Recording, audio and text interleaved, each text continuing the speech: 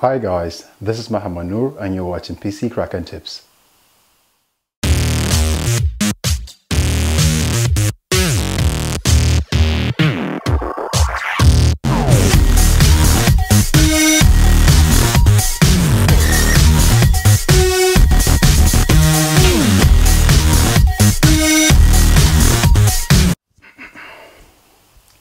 For those of you who don't know, this is my first time building a PC and I'm really excited. I'm a bit nervous because I've never built a PC before. If you've been following my videos from my channel, like 2 months ago, to be honest, I had no idea what the functions of a motherboard was or is in a PC. I only knew motherboards existed in a PC, but I had no idea what they did. I didn't even know what a PCB was. I had no idea, to be honest. I did some studying. Went online, searched for many information, lots and lots of information online about how to build a PC, about things that's got to do with, you know, gaming PCs, editing PCs, everything. And I had a lot of ideas about what to do, and I decided to, you know, get my components and build my own PC. And I'm really excited. It did take some time to get some of the components, to be honest, because like the power supply units, for example, I waited for them for quite some time now, but finally they're here and I'm really excited. I would like to build my PC today and I would like to share it with you guys, and I hope you like this video. Okay, let me just tell you what I've got here with me. All my components are here, and let me start with the most important parts of the PC build, the most important components. With me here, I've got my CPU right here at the top.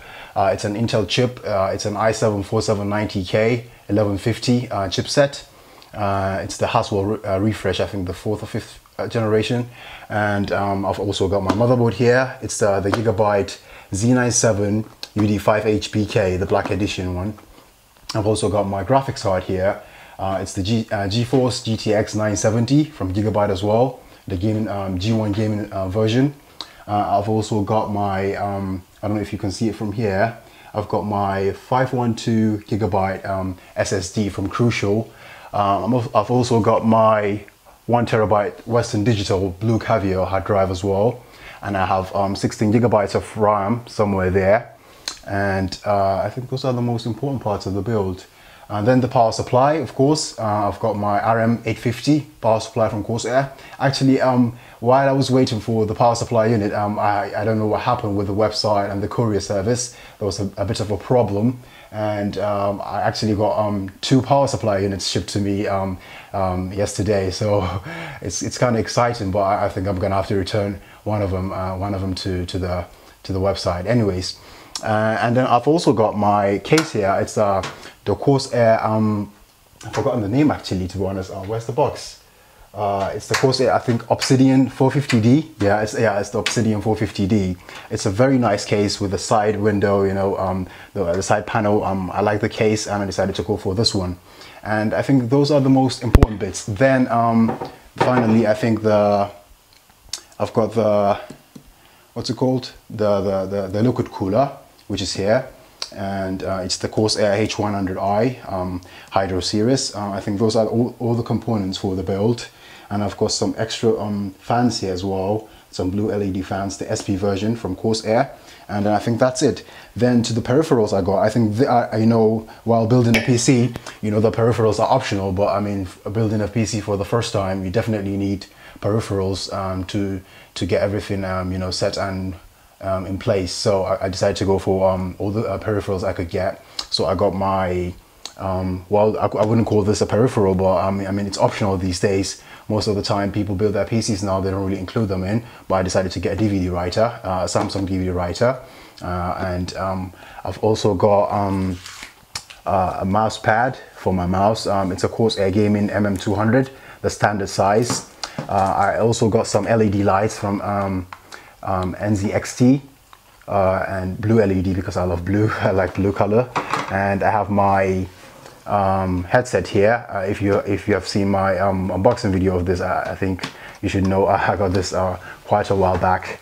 And then I have my mouse as well, which I did an unboxing video on, the Proteus Core G502 from Logitech.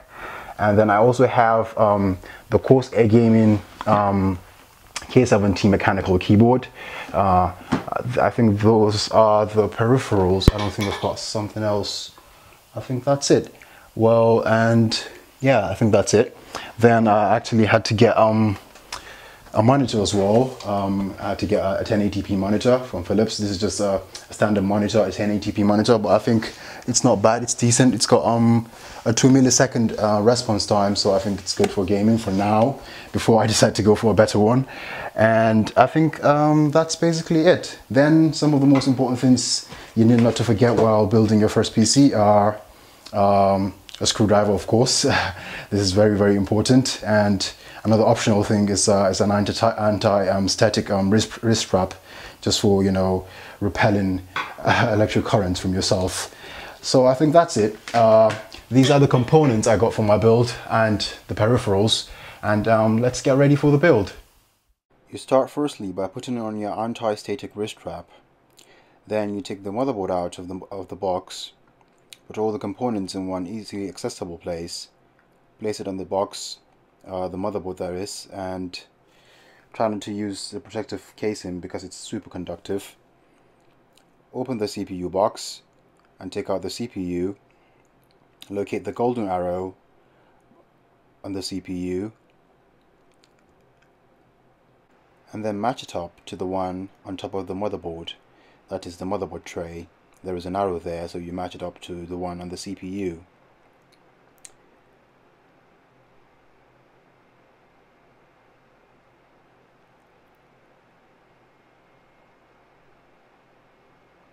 When that is secured, the CPU casing would pop off and then you just put it aside.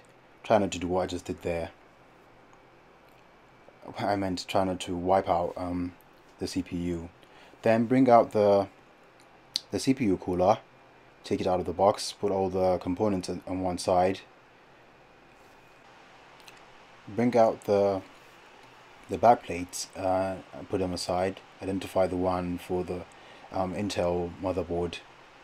Place it at the back of the motherboard. Try to fix it properly because there are some screws there. After doing that, bring out the standoffs for the Intel motherboard or the Intel CPU. They're all labeled, so bring out the ones for Intel. Try to secure them on the back plate diagonally. Then you bring out the fans and the longest screws you can find with the radiator. Attach the fans to the radiator and install them with the Corsair logo facing upwards, same direction as the radiator tubes. After that, try to determine where your motherboard fits in your case. Then you grab the front plate of the Intel CPU or Intel motherboard and place it on top of the mount, the CPU mount. Be careful not to smudge the thermal paste on top of the mount, or beneath the mouth rather, and then place it on top of the CPU gently. Before doing that, you could also do good by wiping up the CPU with a clean cloth, preferably a coffee cloth. Then pick up the mount and place it on top of the CPU gently. Try not to push too hard. Grab the screws and screw them in diagonally on top of the standoffs.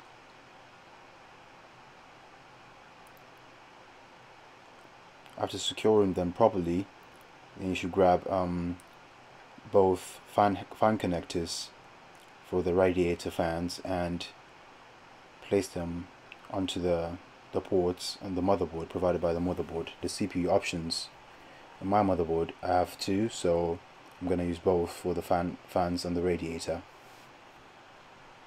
After that, grab your memory sticks. Try to determine your slots 1 and 2, in my case the grey ones, and then put them in. Try to determine which side of the RAM sticks is longer before installing. Then you grab your graphics card and install it in the x16 PCIe slot on your motherboard, and then you grab your PSU, your power supply unit that is, and connect the 24 pin for the motherboard, the PCI for the graphics card, and the CPU, as well as the SATA cable for the fans of the radiator. Since this is just a test bench, all we need to do is just plug an HDMI cable to the graphics card and this monitor, and then turn it on to see if it lights up. That's it. Now that you know the PC can boot up, all you need to do is install all the things you need to install to the external sides of the case. That is, we'll start with the fan, take them out just the way we did with the radiator, simple as that. And then afterwards you grab your DVD writer and slot it into the front panel. Just pop out the front panel and slide it through to the desired place you want it to be, either on the top or the bottom one, depending on what case you have. As simple as that, and just slide it through.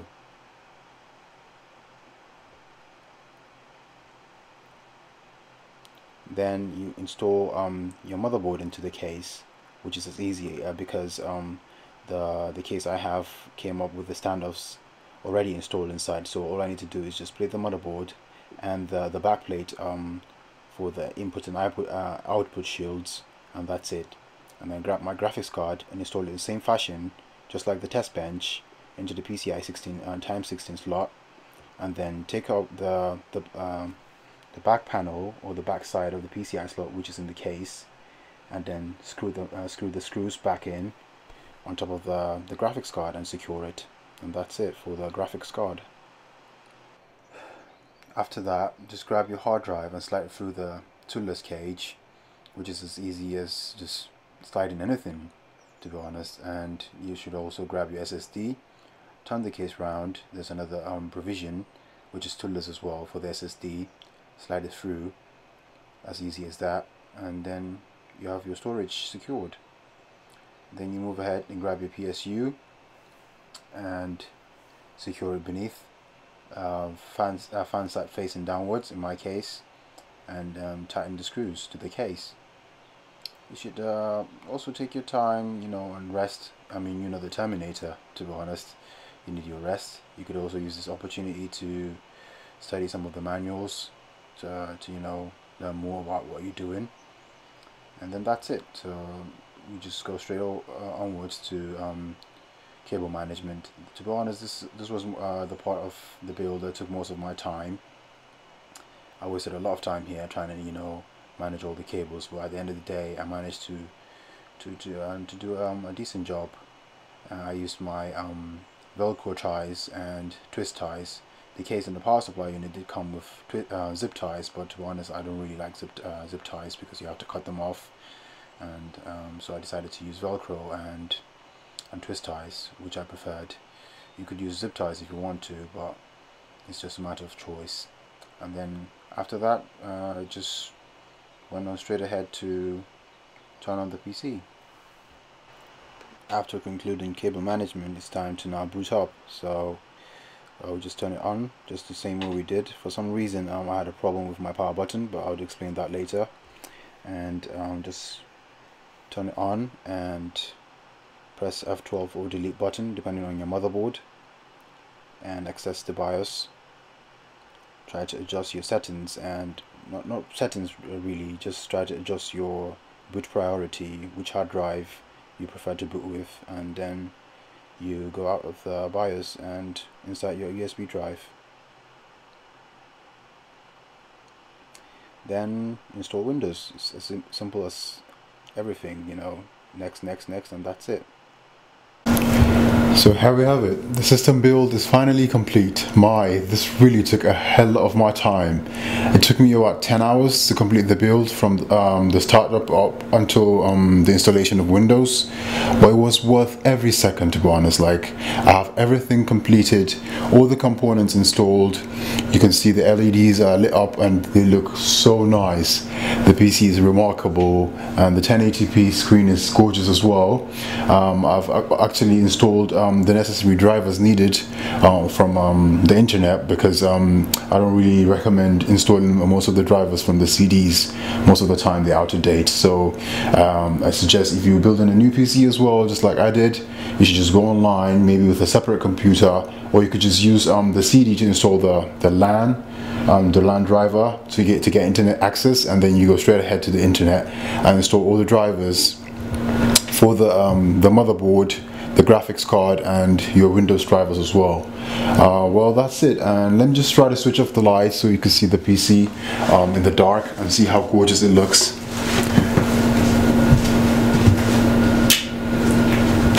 Stunning, absolutely stunning. I mean, the blue LEDs, they just, oh my goodness, it really looks fantastic. It really looks good. I think that's it.